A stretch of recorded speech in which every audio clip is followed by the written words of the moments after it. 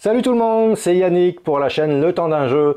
Aujourd'hui, je vais vous présenter une vidéo un petit peu particulière qui va changer un petit peu de ce qu'on fait d'habitude, puisque je vais vous présenter un jeu un peu sous le forme de unboxing. Ce ne sera pas un vrai unboxing, puisque le jeu, j'ai pas pu résister, je l'ai déjà déballé quand je l'ai reçu.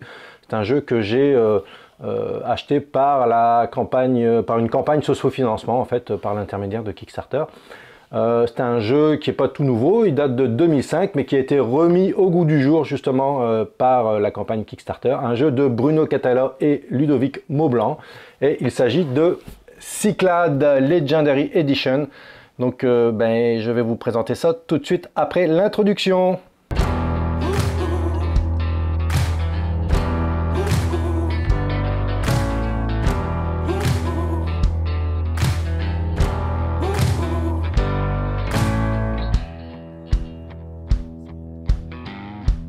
Alors, Cyclades, c'est un jeu qui est quand même déjà connu dans le domaine du jeu de société, puisque il date, comme je le disais, de 2005. On voit que c'est quand même une grosse boîte, et puis vous allez voir pourquoi c'est une grosse boîte, parce que les composants qui sont à l'intérieur sont de toute beauté. Je vous présente ça tout de suite. Alors, en premier lieu, sur le dessus de la boîte, comme souvent dans toutes les boîtes, on va avoir les règles de jeu, donc un livret qui est quand même très bien fait. Ça va nous expliquer dans le détail le règlement de la partie.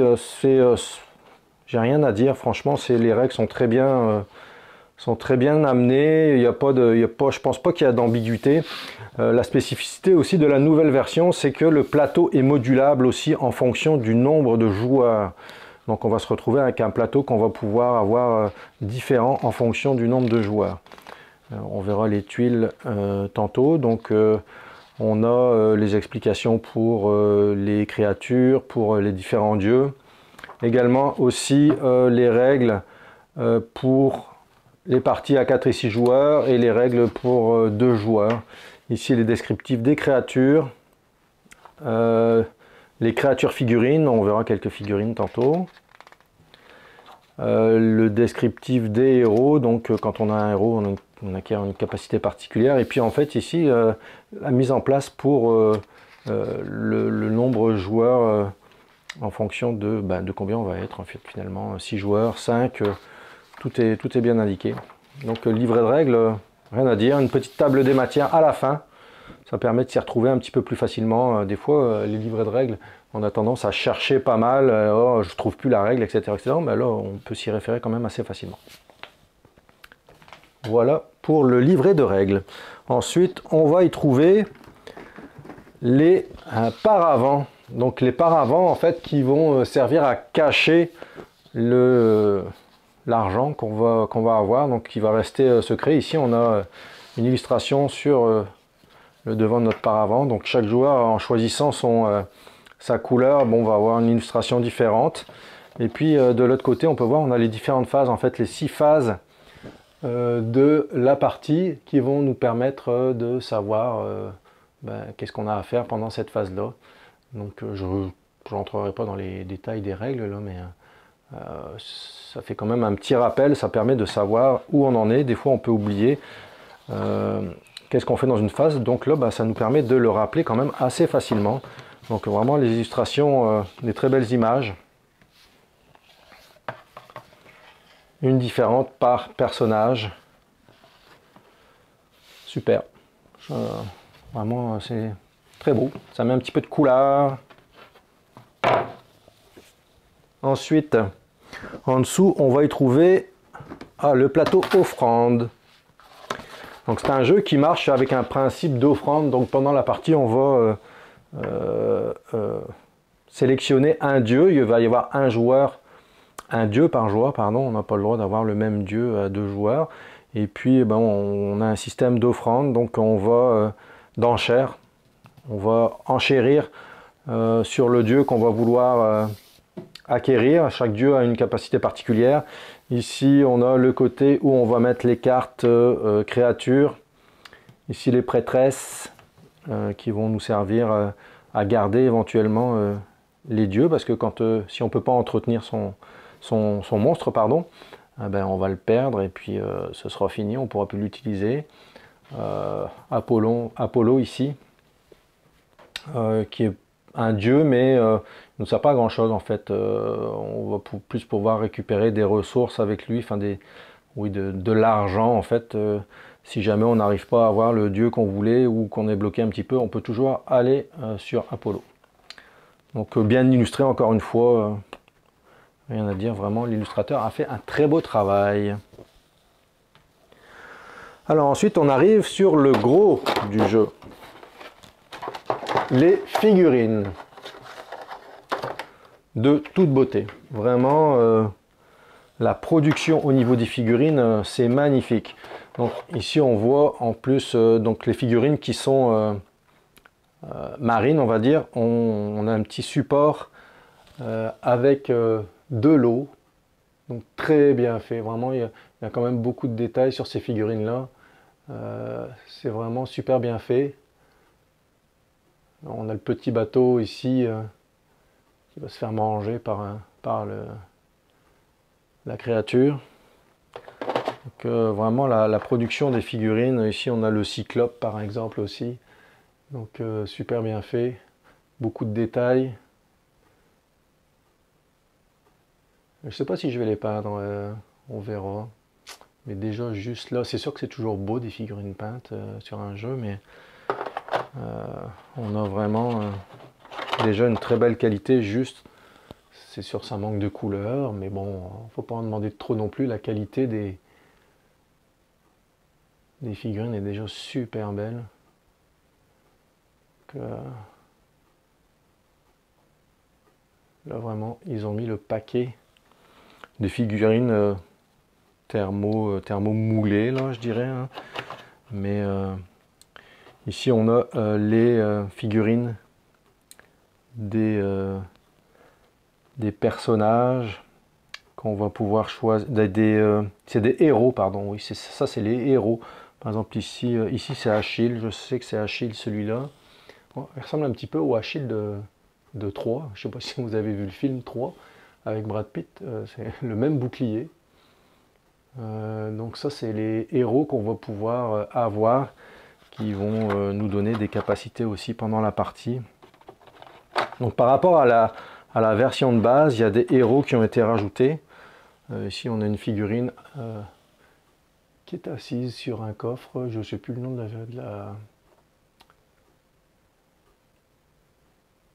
la personne, mais je l'avais vu dans le livret de règles. Mais vraiment super bien fait. Magnifique. Alors ici avec ces petits bébés, regardez comme c'est mignon.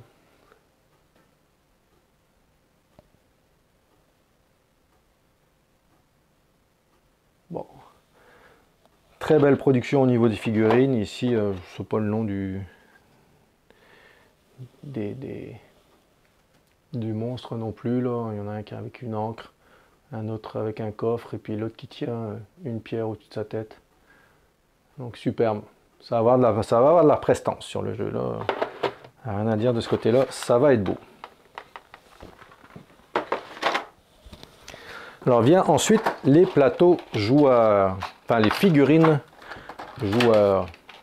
Donc c'est un jeu qui peut jouer jusqu'à 6. Donc on va avoir 6 plateaux individuels. Là, à cet endroit-là de la boîte, il y en a 4, puis il y en a 2 qui se trouvent en dessous.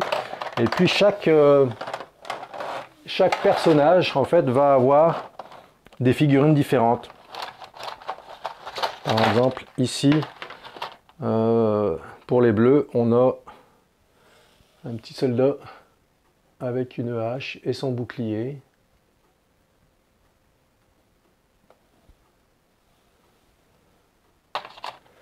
Et puis par exemple les rouges, il y en a 2 modèles, ça va être des figurines avec un bouclier aussi, mais ils vont avoir des lances. Donc c'est bien, et ils auraient pu faire toutes les mêmes figurines, mais de couleurs différentes. Non, ils sont quand même... Au niveau des bateaux, les figurines sont aussi différentes. Par exemple ici vous avez le bateau rouge avec 2 voiles, et on peut voir ici le bateau bleu qui va être uniquement avec une voile. Donc bien détaillé, on voit toutes les rames là. C'est vraiment superbe. Et j'ai hâte de l'installer sur la table de jeu, vraiment. Donc ça c'est pour les figurines. Donc il y a différentes couleurs, évidemment chaque joueur va avoir sa couleur spécifique. Ensuite on arrive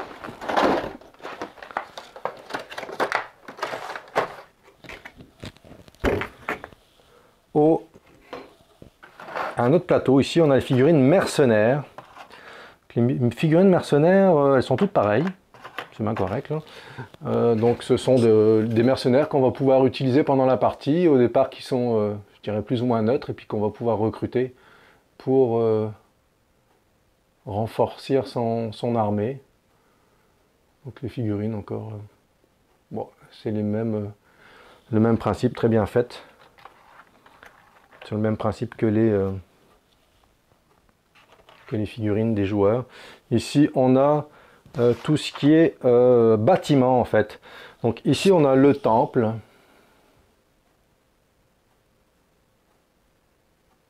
C'est très détaillé, hein, vraiment. Le temple, ici on a la forteresse.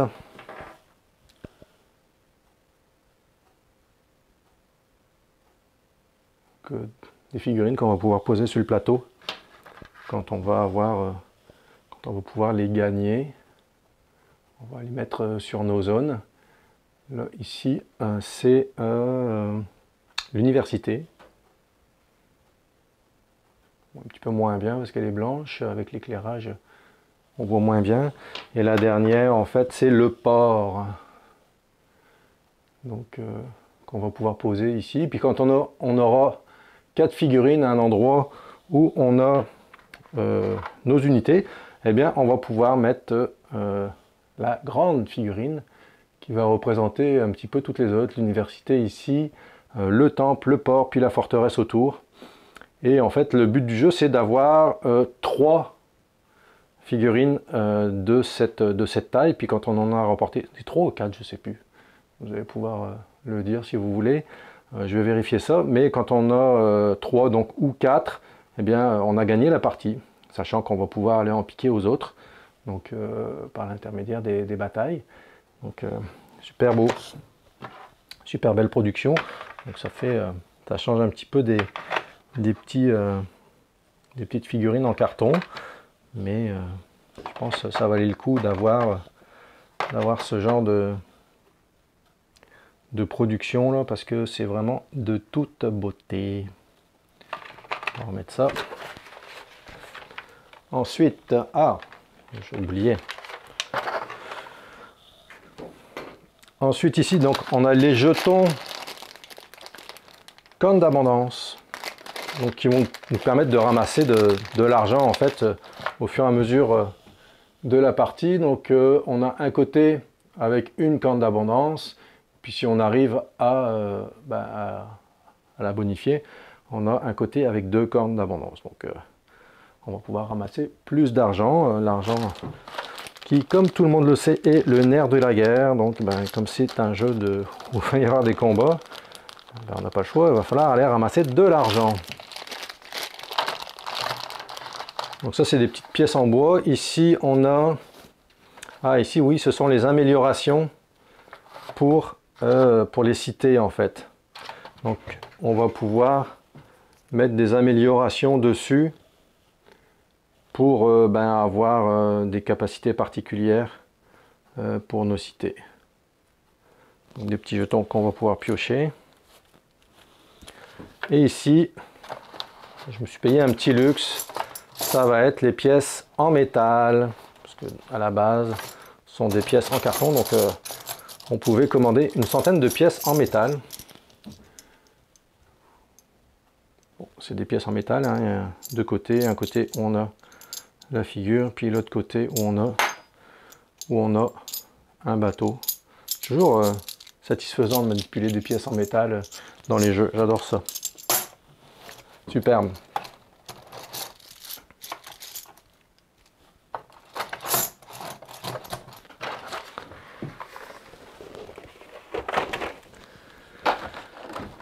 dans le fond de la boîte, on va retrouver finalement les deux derniers présentoirs avec les deux derniers pour les deux derniers joueurs, puisque c'est un jeu, comme je disais tout à l'heure, qui peut se jouer à 6. Donc avec encore des bateaux différents, des figurines différentes. Super. Et dans le fond de la boîte, on va retrouver les tuiles. Donc ça va être notre plateau de jeu qu'on va pouvoir installer en fonction du nombre de joueurs. Donc je n'ai pas encore essayé de les installer, là. Je ne sais pas trop comment ça fonctionne, mais ça s'emboîte normalement très bien. Donc es-tu de côté? On dirait qu'il y a deux côtés. Un côté un petit peu plus pâle, puis un côté un petit peu plus coloré. Donc vraiment, belles illustrations encore. Ça se rend super bien, elles sont toutes pareilles. Hein. Elles sont toutes pareilles. Et puis, donc en fonction du nombre de joueurs, on va pouvoir placer ça devant nous sur notre plateau. Ici, on a les différentes cartes. Là, on a les créatures. Belles illustrations encore. Hein. Chaque créature est différente, évidemment. Il n'y a pas deux créatures pareilles. Les créatures figurines aussi. Après, on va avoir les héros. Donc, les héros qui ont une capacité particulière si jamais on décide de les sacrifier. Donc elles vont nous donner, par exemple ici on a l'étau, si on la sacrifie, si vous contrôlez deux créatures, construisez une métropole. Donc ça c'est excellent puisque le but c'est d'avoir celui qui a, je sais plus, 3 ou 4 métropoles, il va pouvoir gagner la partie. On a des petites cartes aussi où il n'y a rien dessus, des petites cartes d'illustration. Et encore tous les héros, superbe. Très bien illustré. Enfin ici on a les cartes prêtresses et de l'autre côté, non pas de l'autre côté mais les autres cartes, on a les cartes philosophes. Donc les cartes philosophes ici qui vont nous permettre, si on a 4 philosophes, on peut en défausser 4 pour avoir une métropole. Et puis la prêtresse qui va pouvoir en fait finalement comme être sacrifiée si on en a pour pouvoir garder notre créature pour le prochain tour. Ici on a les tuiles dieux. Alors je sais pas si on va le voir un petit peu à la caméra. Oui mais c'est ça, les tuiles sont un peu, à cet endroit ici c'est un peu brillant. Donc c'est glacé en fait, ouais, on le voit ici. Vous voyez le reflet. Donc c'est glacé. Et puis donc la capacité de chaque dieu, je crois qu'ici on a Athéna, là, ici c'est Zeus,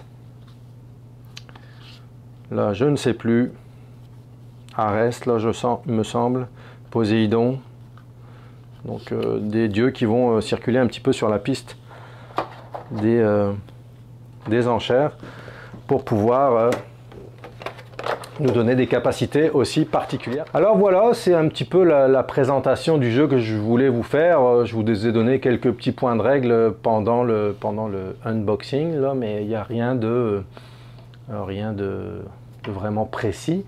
J'ai vraiment hâte d'y jouer. Je crois qu'on va faire une partie d'ici la fin de semaine. On reviendra sûrement sur ce jeu-là. C'est quoi l'idée? Malheureusement, j'ai pas joué à la première version.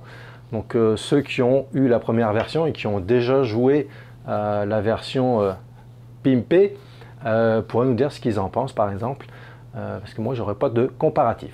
Donc voilà, c'était Yannick pour la chaîne Le Temps d'un Jeu. On se retrouve pour une prochaine vidéo. À la prochaine, salut!